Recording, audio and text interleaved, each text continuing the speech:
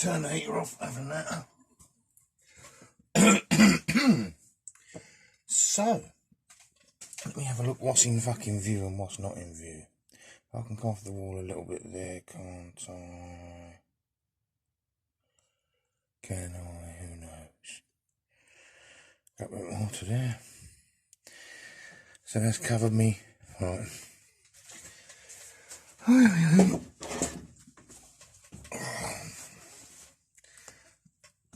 So people, as the title says, some more unusual stuff than the normal run-of-the-mill stuff that's also unusual. So first of all, I've got this lovely, do you know, I don't know where this come from or whatever. Oh, that's right, yeah, made in China, right? Made in China, but I bought this because it's Diamond brand. And believe it or not, Diamond brand made in China, I think are good. I can buy a pair of Diamond brand pliers for £1 and sell them next day on eBay for £10. So, yep, they're good for me. That's going to go up for, that's going to need a little bit of neatening around that thing. Unless that fits my diamond line. I haven't tried that, have I?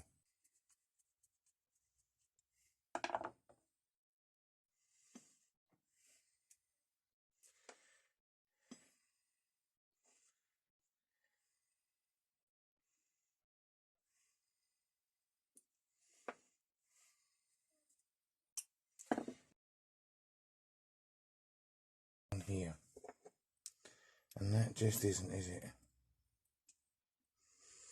It's a little 6-inch that end, but it's so fucking tiny. Now I think I'm going to end up with an American spanner. I'm going to have to try and squeeze in there. Right, well that was a waste of a minute, wasn't it? Let's put that back together. Here's an interesting channel to check out. Andy's channel. He does tool restorations, he does tool fairs, he actually does a bit of everything. I'll put a link at the end.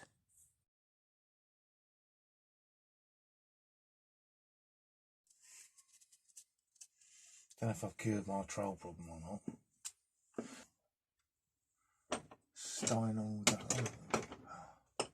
Oh, fucking hell. I collect that many fucking spanners, I forget what I've got. I didn't realise I had a little Craftsman 6-inch. I think actually, Resto said that to me. That's stuck, I've got to get around to doing that. Obviously I won't be butchering that bugger. Right, so that didn't go well, did it? Fucking hell. I've got a Williams there. That's, I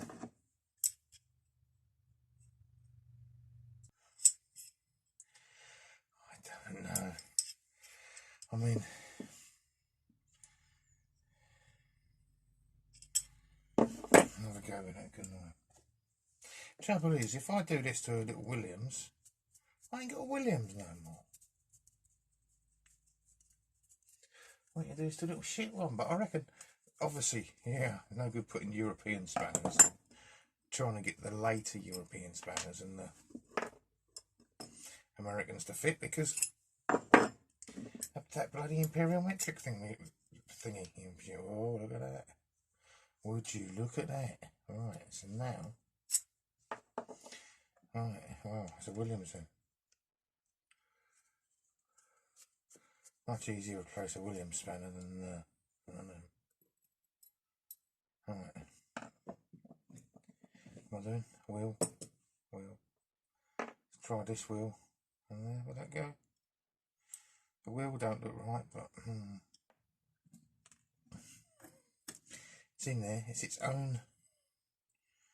It's got its own cogwheel on it.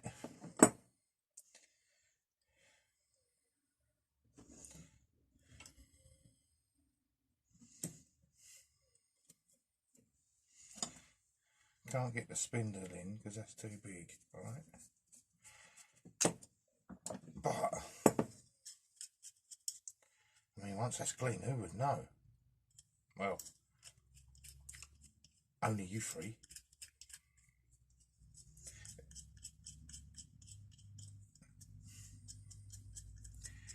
Alright, so it's a Williams Super Slim. That's a bit of happiness. Look, I have to clean that, won't I? I have to do some. Alright, that's that. So that's a good bit of what's it. This was £8. This little 669-100. Well, I've got one. I can't remember fucking where that is. Okay, right, let me get the one I've got. Right, so I've got that one. I've got this one. Right, that's the one that just come in. Oh, look, the pin. Look, the key and pins falling out of that already. That over to keep it in if we have to. Right, so I got that one ages ago. Where is it? Fucking can't see nothing. That one ages ago. And so this one's just come. I did notice a 0969 sold on eBay for £44 this week. It's fucking mental. Anyway, I got that one because I think that one's worth more than your average 4-inch one, because this one has got 100 on, which is obviously millimetres. Yeah. Alright, I'm going to have to just put a bit of tape on that, I think. Bit of green tape, and that will remind me the pin's loose. I'm going to fix a loose pin, screw it in, but it's,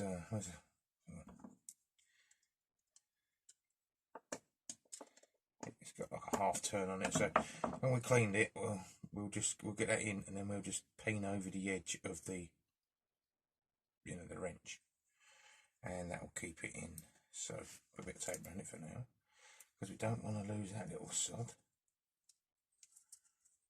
Right, that's that done. So we got a hole on the wall small enough to take the pin.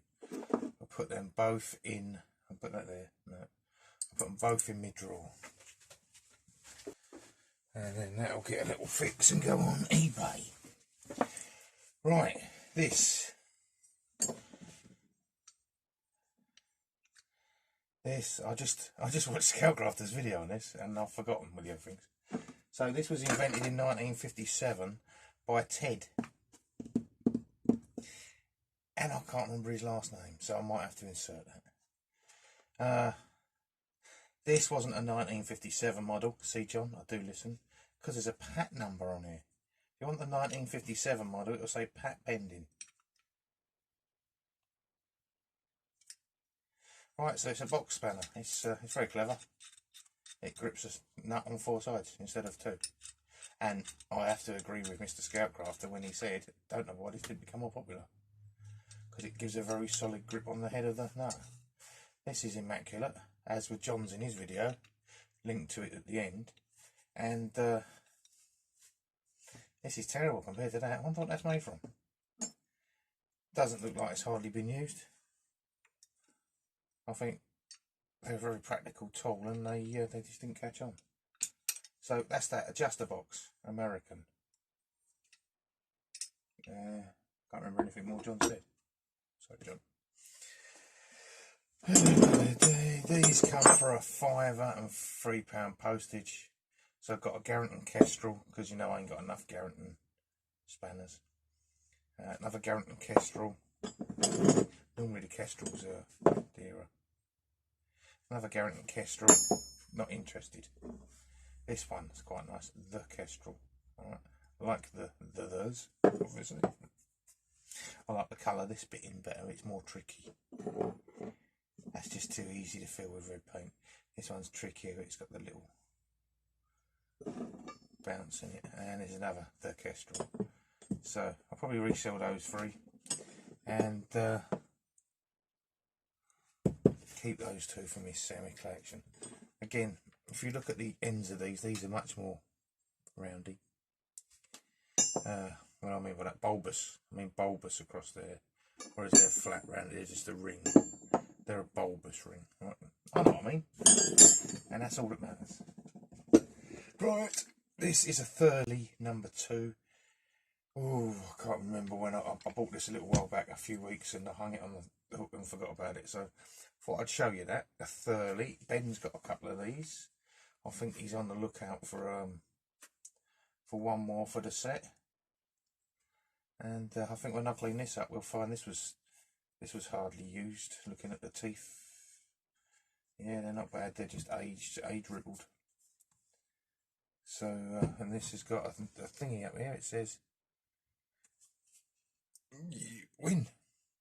So this is a Win and Timmins one, and it's got a military mark one. In fact, there is a Timmins under there somewhere. They must have stamped Win and Timmins separately, because that's very defined and that's not. But yeah, so that's Win and Timmins at Thurley. So I'll have to look that up right now.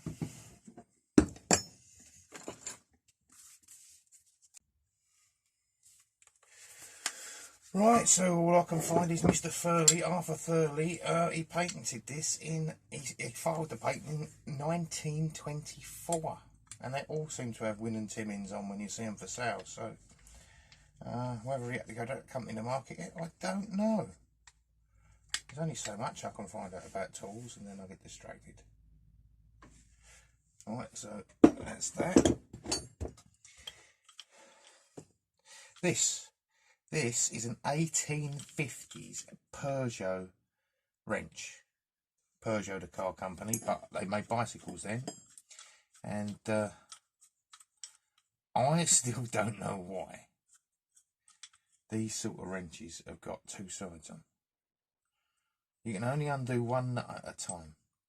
And if it's left-handed or right-handed, if you use this side right-handed, you just spin it around, wouldn't you?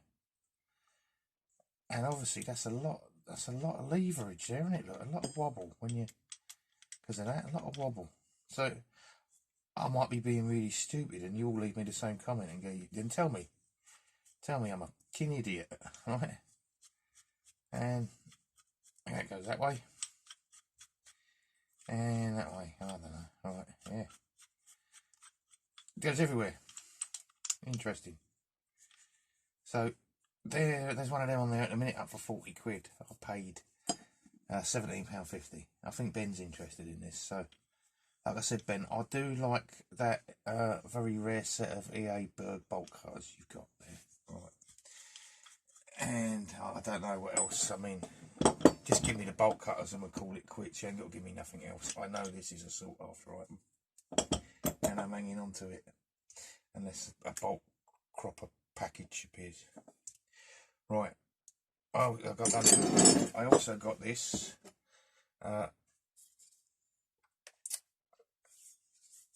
VWB, and then there's a little picture of a railway carriage, and it says Germany. Right. This is a 1 3/8 AF or a 1.5. So that cost me £1 plus £4 postage. So I'm happy with that, because I'll clean that up. Get 15 quid for that probably, because of the size of the rings. And right, so the VBW is a German company, and they make specialist tools for all different things now. But at the time, it was for railway wagons. So yeah, it's a number 84. It's a small old nut for a railway wagon, isn't it? Oh yeah. That. There's a lot coming here, isn't there? And this little Marple's Vice. I had one of these, was it last Christmas? And I painted it black, and I think it sold for 50 quid. 50 quid! Fucking hell, eh? So when I see this one on there for 22, and that was including the postage, I thought, well, it's not very big. It ain't going to take much to clean it, is it? So I can clean this up, and it just so happens, if you look at the paint here, this is the original paint on this one, I think. Yeah, it's everywhere. It's when I clean it, I'll check the inside, and obviously, yeah, it is. It's on the inside as well. So I've got some of this original paint that I'll put on my my Hillmore Pint Vice. So it will be going back to original, and it's got the 3 letters. It's always got they've always got the letters on the side of the jaw. It must be the person that put it together, or cut. I don't know. Can't be cast it, because that's stamped in. That's a bit strange. Or it's how the jaws match from maybe the castings. Just don't know. Not that with it, am I? Some cut marks on the top here, so I'll get rid of them. And that'll be that. So you'll see that very shortly, won't you? Done. And up for sale. I'm hoping to have a bumper cash in Christmas because not much is selling lately. I believe the country's run out of money. I mean, the government's run out of money. That's why they declared a petrol shortage, and we all went out and bought petrol and diesel, thereby giving them £1 per litre in tax extra on every litre we put in the car. So I think, so far during the petrol shortage, I've worked it out quickly in my head, they've took an extra 1.7 billion in tax on fueling. So I hear they're doing food now and supermarket scares as well. So yeah, and food's taxed, isn't it? So yeah, more taxes coming in. What next? They'll all encourage us to start fucking smoking and drinking. Who knows? They'll probably legalise drugs so they can fucking tax that and get back some of their money. Right, don't like the moan. You know what I'm like. I do like the moan. But I think that's reasonably realistic. And obviously we won't be allowed to object about this because they're bringing in that bloody law where they can arrest you if you're obstructing any bit of infrastructure in the country. And you do that as soon as you go out your front door, really, don't you? So, welcome to communist Britain, I say. Ooh, fucking hell, that's a bit strong, wasn't it? Got that off my chest. Anything else to get off my chest? Don't know. No, I'm going to leave it there. Let me know if you agree with those thoughts at the end. I'm going to lose subscribers on this one. Right. Bye for now.